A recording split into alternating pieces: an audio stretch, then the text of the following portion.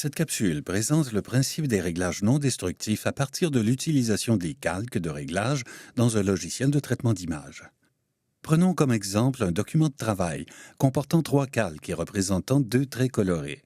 Lorsque vient le temps de régler les couleurs et les tons de ces tracés, 2 méthodes sont à la disposition de l'utilisateur. La première consiste à recourir aux outils du logiciel en appliquant les réglages directement sur le calque actif. Cette méthode est risquée, car en modifiant l'aspect des tracés, on change la valeur colorimétrique des pixels. On dit de ce type de réglage qu'il est destructif. Une fois le document fermé, il n'est plus possible de retrouver les tracés originaux. Une autre façon de procéder consiste à appliquer un calque de réglage. La correction apportée au tracé est contenue dans le calque de réglage et modifie l'apparence des pixels du calque sous-jacent. Cette méthode est non destructive. La valeur colorimétrique des pixels n'est pas modifiée de façon permanente.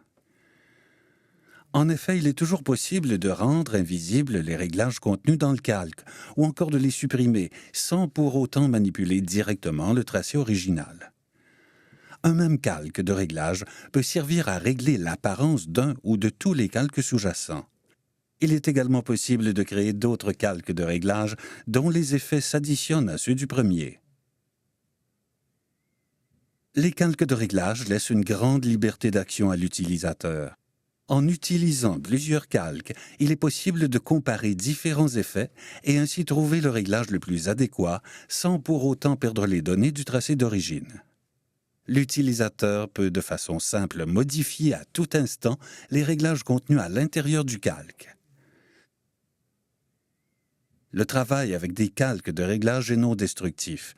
Tant que l'utilisateur ne fait pas fusionner ou aplatir les calques, l'image initiale pourra toujours être restaurée.